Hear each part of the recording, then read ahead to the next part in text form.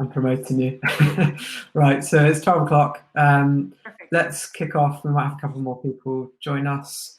And what I would say for the people who have just joined us is what we will do is if you write your questions into the session chat, we'll cover those off at the end so that we can go through it. But I'll leave it to Aleyda to share her screen, and she has a talk around prioritizing your SEO for success in a world of uncertainty, which is quite clearly a hot topic right now. So yeah, I'll pass over to Thank you, you Aleyda. very much, Kevin. I really appreciate it. And yes, exciting. It's exciting that I think that there should be enough time also to cover the topics and be able to answer any questions or doubts that there might have about it. Are you seeing my screen now? Is it all okay?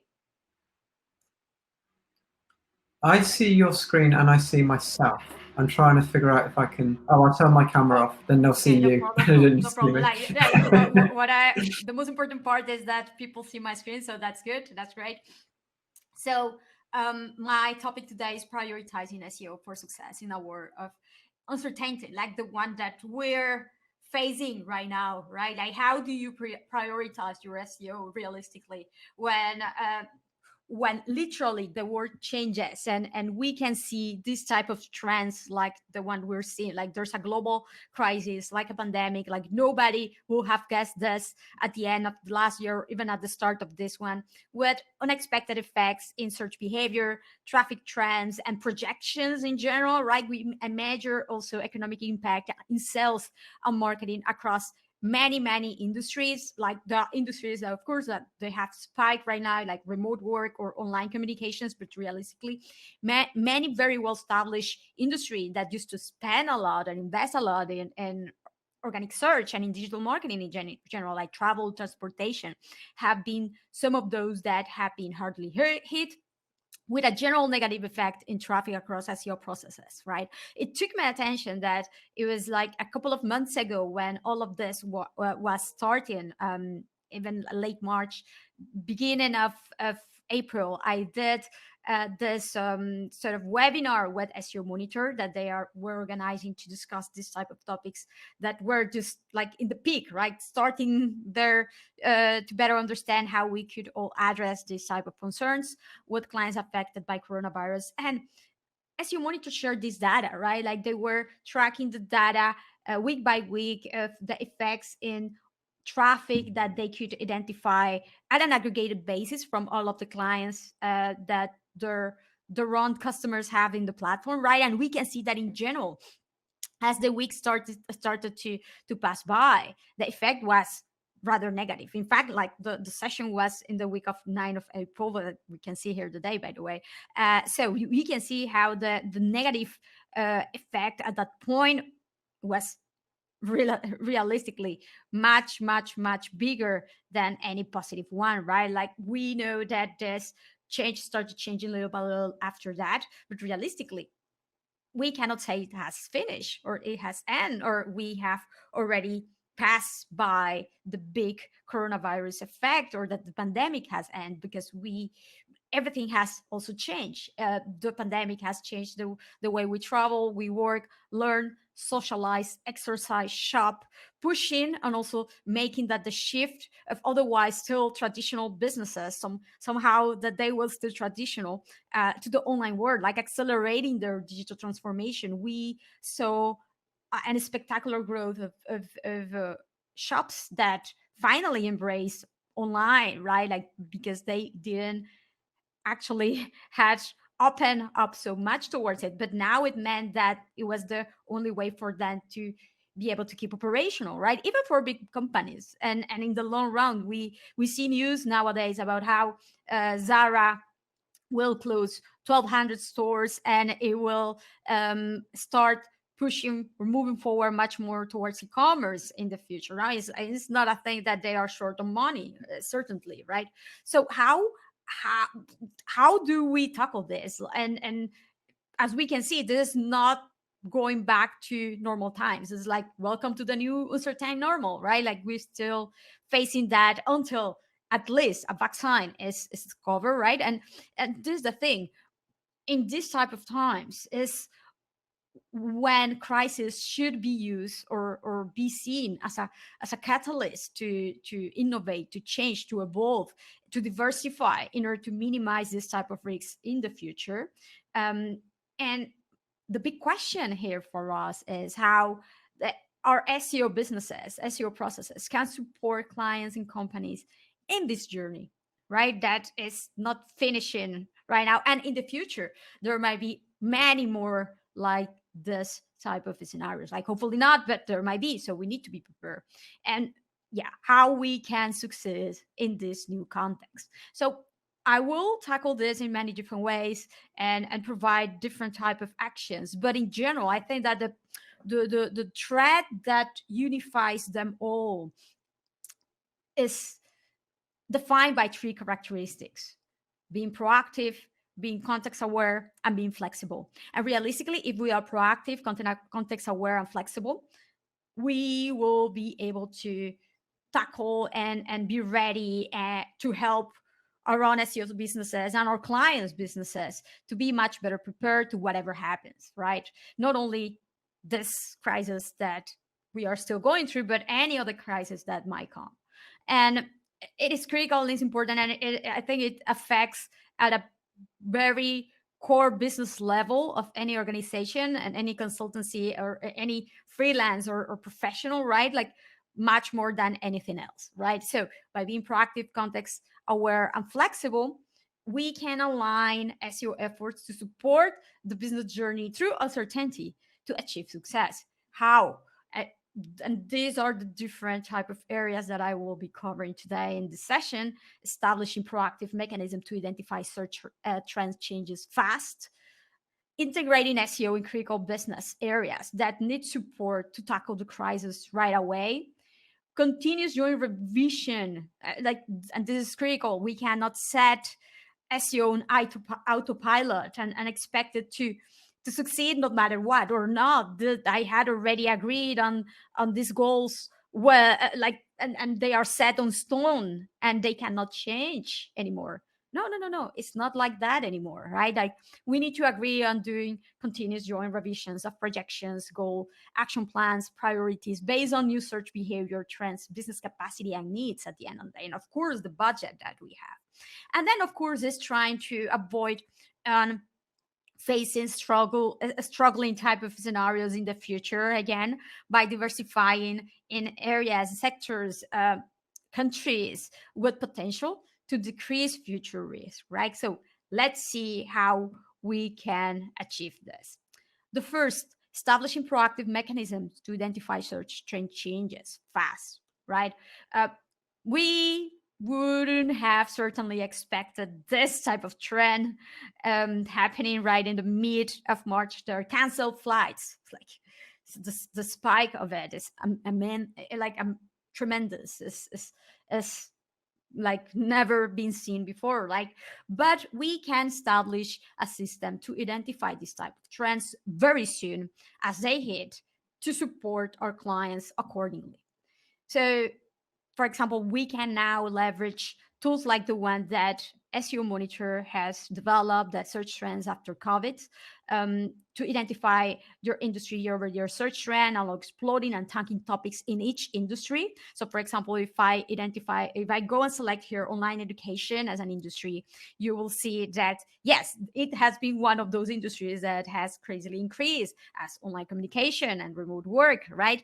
And we can see which are the trends and topics, and we can easily compare the year-over-year, and we can see the gap and the trend here year-over-year. And we can also see which are the tanking terms and topics and areas for this particular industry. Additionally, and much more specific here, and I will say important to the bottom line, is the traffic that we attract and the traffic trend that we tend to have on our websites, setting custom alerts in Google Analytics to be notified when the traffic trend changes all of a sudden, right? So for example, these alerts can be set also to go to our emails, and I want to know when organic traffic from Google to sessions decreases more than 20% week over week, so something like that, right? That we know is a good threshold in our own specific situation and scenario for every every business, every website that we work with might not be the same for all, obviously, but it's important that we, based on the typical trend that we know that this website has, we specify this. And then also to leverage tools like the one of right here. They have an anomaly detection configuration and option here in the right search success report that integrates with Google Search Console data. So this is actually Google Search Console data, but what the tool does is that it identifies if that students changes, changing more than, in this case, 15% of the trend.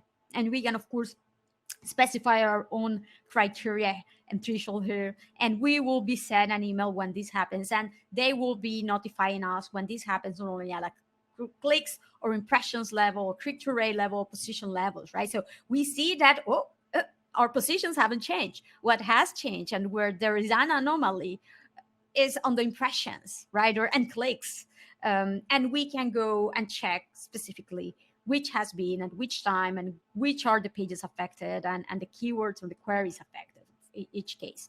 And more of a macro level, we can also monitor searches, conversation, mentions that generate new trends within our industry too. I love the exploding topics tool here that I am showing, because they don't only focus on search trends, but also any mentions, conversations that happen in social media, in top forums, for example, popular websites like Quora or Reddit or etc., where there are conversations. They will monitor the web for them, and they will categorize them in areas and industries. So, for example, if we are a fashion company or online fashion company, and we want to be notified definitely when there is a new topic, new trend coming up, so we are alert, that so we can be proactive and take action accordingly. And what I really love is that if, like, we can see here that there are like some predefined here industries already, but we can set our own alerts for our own topics or much more specific areas. So for example, here I have set one for remote work, and I am seeing the evolution here in the last year period. So I can also set, for example, and notifications to be notified when this particular page changes in contact and is updated, so I can receive an alert when this happens and something happens in my specific sector, and I can monitor it at a continuous basis. And then of course we can and we should monitor and identify spikes in mentions about your services products across the web. For example, in this particular case, again, remote work, I have a Bezumo alert alerting me of all the mentions that this topic has in content around the web, and we can see the huge spike that again this topic starts to have in the mid of March, right? So when I see this, if I own a remote working website, as I do, and the same for every single client that I have. For example, I have a client in the home delivery space. I saw an increase like this. I knew that something was happening. I got in touch with my client, and we will see in the next steps to take action accordingly in order to satisfy this new demand, this new search behavior that we could identify. And what it is important here, because you will say, Aleyda, this is all great, right? But realistically, I only have 8 hours per day to work. And there's a lot to monitor for every single client. So the idea here is that we set alerts, as I showed before, that it is doable.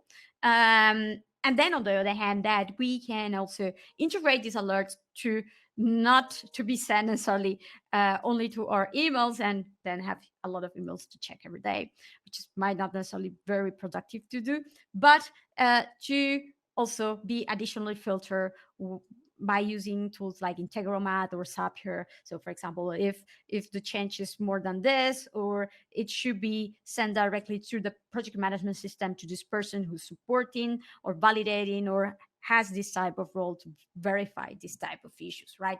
So as you can see, it is important proactivity here. Now, by doing all this, you can identify right away if there's a real change of search behavior of the market that is not about your website losing in rankings all of the student because of a Google update. No, that it's literally that there's a change of behavior within the market, and we need to inform clients and take action on them. Second, integrating SEO in critical business areas that need support to tackle the crisis, right? So this is the thing. It's great that we have already identified that something is happening, but first we need to identify that there's something really going on, and after we identify that that is going on, we have very little time to sort out what's the best way to address that change of behavior, right? Or how we can tackle those, how we can support our clients or customers to face this change in demand, right? That is happening in the industry, right? How we can better provide support.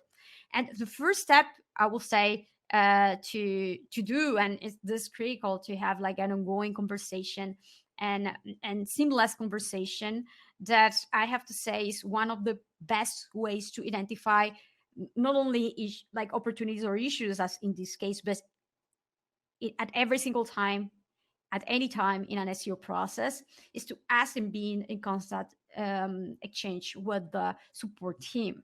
The support team, they will know if in the last 3 or 4 days or in the last couple of days they start to get a flood of cancellations or requests about something that they still don't have on the website, right? So it's something that you cannot see necessarily on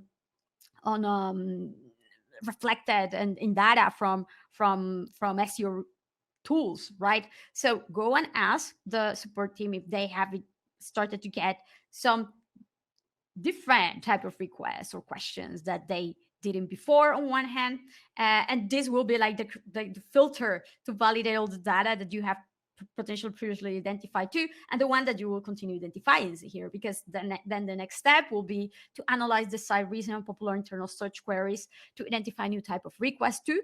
And of course, using the previous data as an input too, you can start validating and prioritizing here.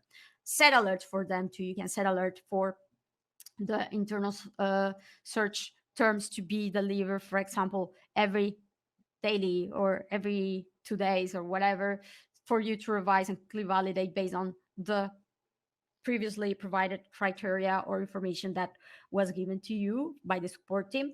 Analyze the content trending also on the web in general about your specific website topic or area too. And this is something that I do, for example, with Buzumo, again, for food delivery, because I have a client in that sector.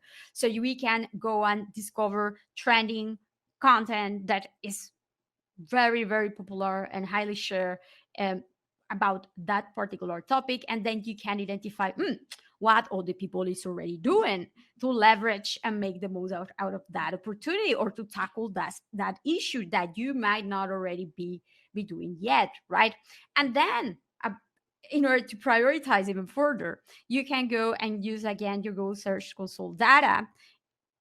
And in this case, I leverage Rights again search success report, because it really allows me to easily identify all new keywords. They have a particular report for them specifically, as you can see on screen. So instead of like going and trying to do all this filtering and segmentation with my own Google Search Console data, I come here directly and I see which are these terms that are completely new, that are getting more impressions or more clicks, and for which I am not ranking as well yet, meaning that there's opportunity to tackle. And then there's a little bit more sophisticated functionality that is provided by SimilarWeb, in which I can compare my website versus my top competitors. I can also identify which are the terms that are providing me less than 20% of the traffic, or less than 10%, even 5% of the traffic, and are giving traffic to any of the other players and competitors. And there are terms that are from organic search and that are newly discovered, and trending terms. So like this is not only in general, like terms that existed there since forever, like that I'm losing from versus my client, my competitors, right? That I should have probably already been tackling in, and very likely I am already in that SEO process. But no, these are new trending terms that are completely new and that I am not attracting traffic from, and my competitors are already. So I can see here, and I have more data to even prioritize further the effort. So you have all the data to go to your clients and say, look, these are the main the topics, the search, the terms, the questions that our audience is searching for. This is how our competitors are already tackling them, and this is the type of traffic that they are bringing to their websites that we are not yet leveraging, because you can see right away, and this is what I love here from SimilarWeb, that they provide the information about how much search visits are these topics able to give to you realistically. So you can see, look, this how they are tackling and addressing these new queries, trending queries, this how much traffic that they are attracting at this point with them, and these are position 0 right now with them, and this how right now these topics are being addressed right now by the support team. This is how they are reflected in our internal search results, because people are actually looking for them on the website, but if we don't have a Q&A or an FAQ page or even a category page or a product page to address this yet. And like this, you are providing here, and you are aligning and giving opportunities to the companies, an input to the company to update, to react to what's happening in the market in many different ways, right? So this can be input to customer support, marketing, communication, product team to update online efforts in each one of their areas. This can be translated to development and update of FAQs to address concerns of customers. So for example, I had a client in the travel sector that I was working with them, and saying, they told me, look, Aleyda, we have literally stopped many of the marketing efforts, but we haven't stopped SEO because we know how important it is in order to invest instead of spend, right? And they are not going to be charged whenever a user clicks on one hand, and then on the other hand to identify opportunities and create content that will naturally rank for this questions and concerns that the customer were having at the time, right? And they continue to have, and update them accordingly at a continuous basis like this. So development and update of FAQs to address concerns of customers that rank well, updating in conditions, promotions, and pricings of your products too. Oh, like we're seeing that customers literally they are complaining about this, or they are searching about this. So this is how we can align our all product conditions and characteristics to address these concerns. New product service lines opportunities to offer for which optimization actions will be required too. So for example, if you're an e-commerce and you sell any type of clothes, and then you see the opportunity again to provide face masks or to start selling face masks. And of course, this should be not only identified as an opportunity, but what you can do about it, or how you can address that, or how they won't necessarily just be published as a set of new products and that's it, but that you need to create a new category or subcategory or facet within your current web taxonomy that provides access towards it to the user directly, and then also that is available to be ranked, right, and able to be ranked. And then development of studies, stats, what's next in the market to establish authority and transparency, right? For example, if you are in a sector that has been highly hit, or even if not, right, if you're in tourism, you want to show what is what you are doing, but also the before and after, the stats that you can see in your market, and how you are expect to tackle that. Also, again, to establish authority and to show how you care about your customers and your community as a whole in general. And then on the other hand, even if you're not in tourism, if you are a marketing company or an SEO tool, for example, the SEO monitor tool, how they develop this trending tool right there, just to give a handy way for us to SEOs to validate the trends before and after, right? And this helps to establish or to strengthen the relationship with their customers in the market, and potentially bring a few new clients too, right? So our efforts here in SEO needs to be aligned to what's happening, and this will open many more opportunities. Taking action by helping to update critical areas, content, products, offerings of the site. So, for example, like websites, travel websites like Royal Caribbean here on the homepage, big alert of health and travel alerts that take the user to a proper FAQ where they have subpages and subcategories addressing each type of concern, and also whether or not they own policies and conditions regarding their products, right? About offers or much more flexibility in order to cancellations, right? And then on the other hand, even if it hasn't been an industry that has been directly affected, showing customers that the business cares and react to what's needed. For example, MailChimp here, they launch a campaign to also provide free domains to any new business that they will start the first website with them, or the first landing pages, and offering shoppable landing pages, for example, to the business, and providing all sort of tools and functionalities to facilitate the journey of new online businesses. Of course, this is not only good for the, and they facilitate the how this can be done to the small business community, but it's also good for them also to the bottom line, of course, and optimize the website accordingly. So even here, for example, Anthropology, they have their usable face mask and covers addressing the demand, this new need that we have now of using mask, and some people doing it so also in a fashion aware way too. So all of this is great, right? So, and this is the first type of reaction that you will tend to take after something bad happen, especially if it is bad, good too, but also, oh my god, bad, how you can help, how you cannot let the traffic fall without doing anything, right? But it is also needed to do this continuous joint revisions of projections, goals, and action plan and priorities.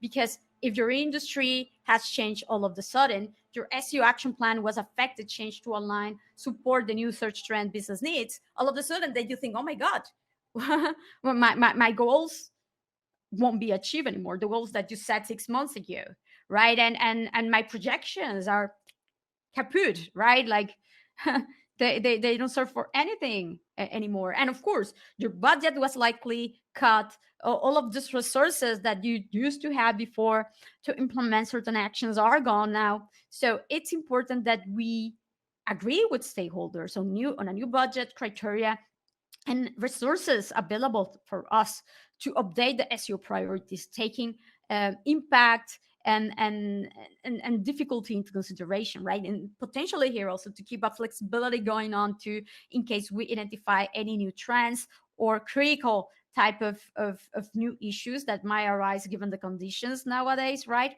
But it's critical here that we say, hey, yeah, let's sit together for a moment here, and let's put a little bit of a break here of what we had been already doing and the projections and everything to be,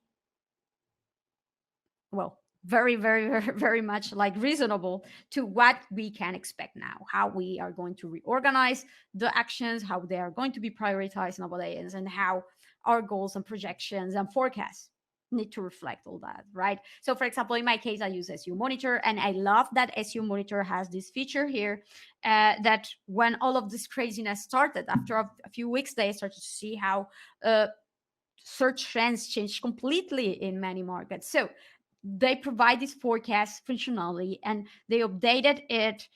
They allow you to update it with the new data, with the new search trends data. So they inform you, look, the trends, the search trends in your sectors have changed for those keywords that you are tracking with us.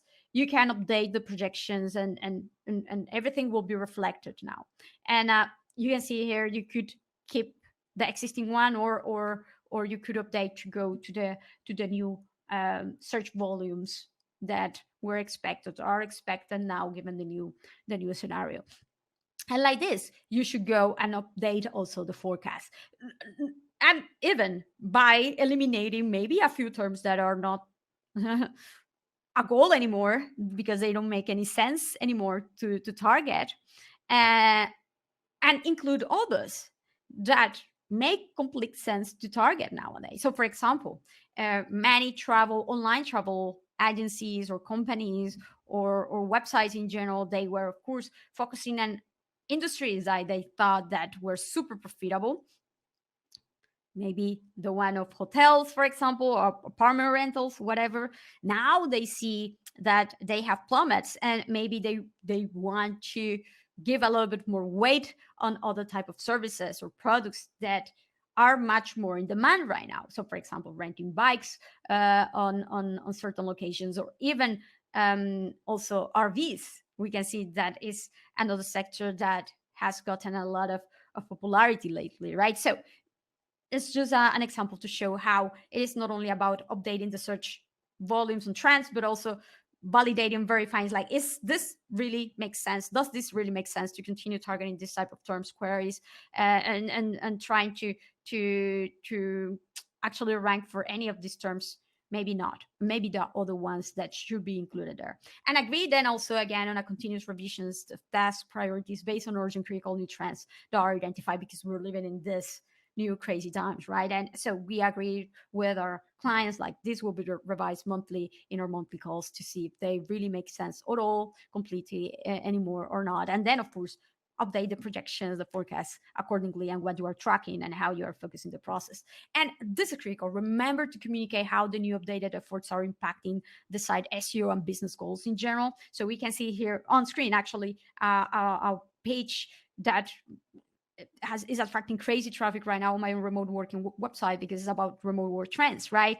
And it's because I updated yearly, but you can see the peak, how it started to attract a lot of traffic in the middle of March, when everybody went remote, everything went remote, and then how it started to attract tons of traffic again a few days ago, because I updated it. Because is this one of these terms of remote work trends that where Goose says, "Whoa, query the search freshness." And of course, I updated it with COVID data, started to rank very well again, right?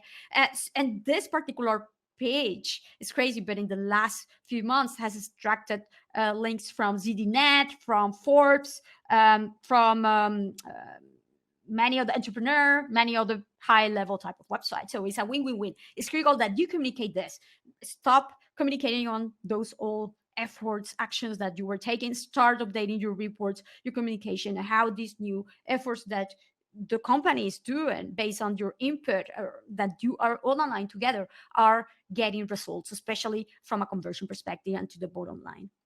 And then, of course, it's about thinking how you can avoid this from happening again. Diversification in area sectors, geo, with potential decrease of future risks, right? If you have been negatively affected or lost more than 30% of your agency consultancy clients and projects, like, what should you do, right? I will say, me as a consultant from a consultant perspective, I will say, I thankfully didn't have that many clients affected, but if I were, what I will try to do is to start diversifying more. Thankfully, I have never only focused on one type of clients, but I know that there are companies out there that, for example, they were focusing completely on e-commerce type of clients, and potentially they have grown a lot lately, but others that were completely focused on travel sector. And unfortunately, that is a sector that was heavily hit, right? So it's important to identify which are those sectors that are winning this type of products by nature, can only continue growing in these new circumstances,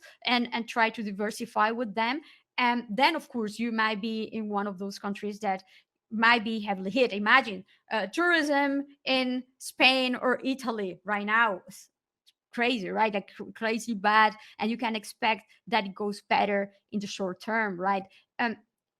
Imagine if that is the case. Well, in some cases it's much more difficult than others, of course, but if you are working, for example, for an e-commerce type of clients, or a marketplace, or even a SaaS business, it will be good to sit with them and explain how there are markets out there that, if in their particular case they have been affected, even if the effect hasn't been potentially measured, that they might want to diversify in different markets to avoid having all the eggs in a single bag, right? And check industry traffic per region, per country. You can use, for example, again, the similar web here, geography report here, per industry, and you can see, besides your own already existing countries, which are the ones that are growing the most, which are the ones decreasing, which are the ones that can bring you more traffic and that are lower entry barrier for you, because they are potentially already the same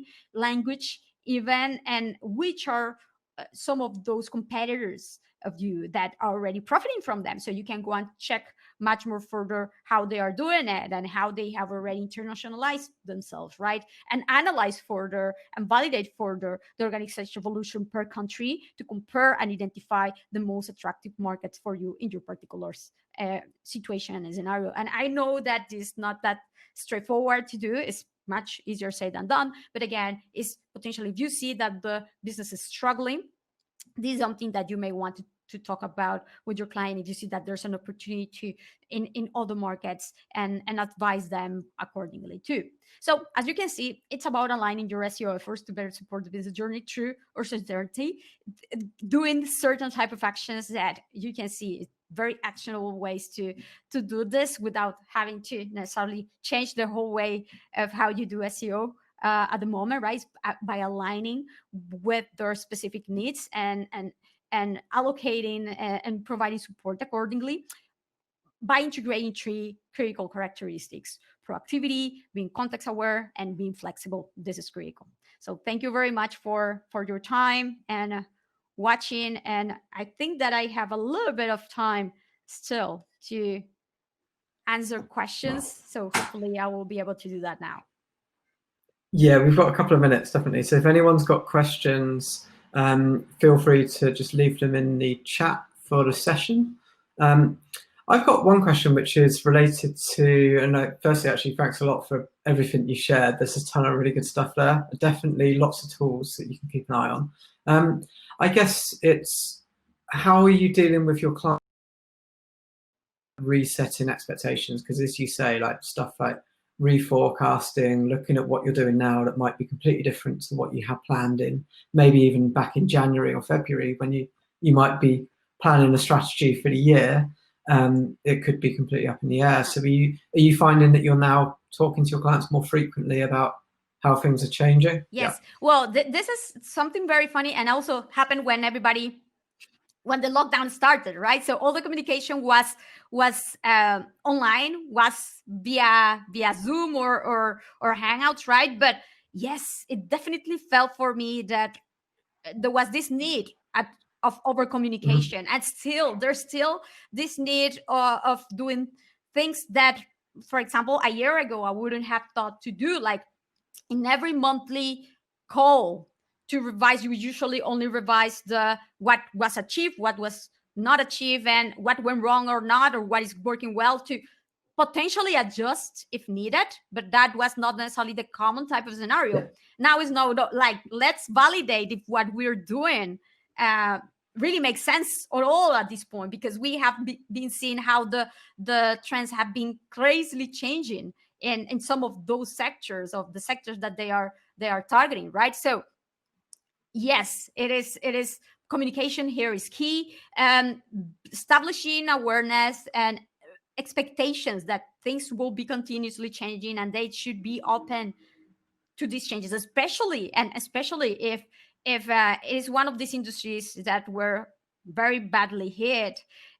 They cannot expect that any results or projections that were set 6 months ago at the start of the year continue to be valid. It's not how it works, and this is the good part of it. I think that there's enough data out there to show how it's not a matter of only them, but it's also a matter in general of the market, right? And how, in order to be able to keep any type of competitiveness and be ready when users are back or customers are back to start buying again at a much more normal basis, they can be there for them.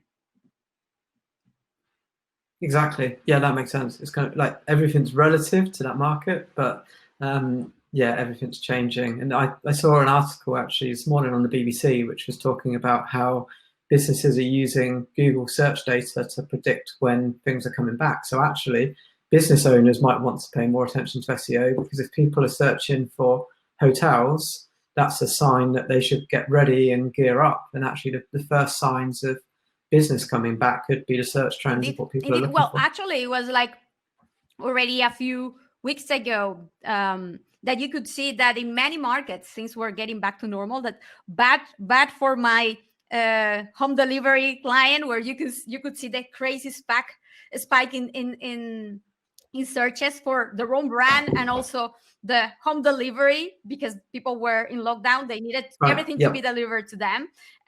You can see now things getting back to more normal. And then to travel related or transportation related industry clients, for example, I have one that is in the car rental space. You can see in the US, you can see now the spike of traffic that, or the level, sorry, of traffic is not necessarily back again as the same before, but it's growing steady little by little now. Mm-hmm. Yeah, it's really interesting.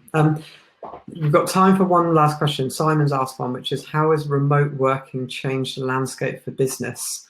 Which is obviously a topic that you're very passionate about, and also will it go back? So this is the thing, especially because I have access to this data, right? The craziness about this topic is also decreasing. So you can see the spike about searches on remote work, how they went super high and crazy, and now they start to go back to normal. But there is a new normal. Like before, maybe an example, right? You could see 1,000 searches per day. Now, before COVID. Then with COVID, they went to 2,000. Now we are in 1,500. So things are not as big as they were with the lockdown, but you can see that there's a change of behavior already, and people are much more used towards it. So I expect that, yes, the new normal also means an increase in general of awareness, interest, etc. Even if not everybody has gone fully remote, of course. Yeah, perfect. Okay, so we're bang on time. So thanks a lot for that, Aleyda. If anyone wants to just say thank you in the chat box, feel free to. But yeah, thanks a lot for everything, Aleyda. Thank you very much. We'll be happy to answer any question to you later on. Just let me know. Thank you. Bye-bye.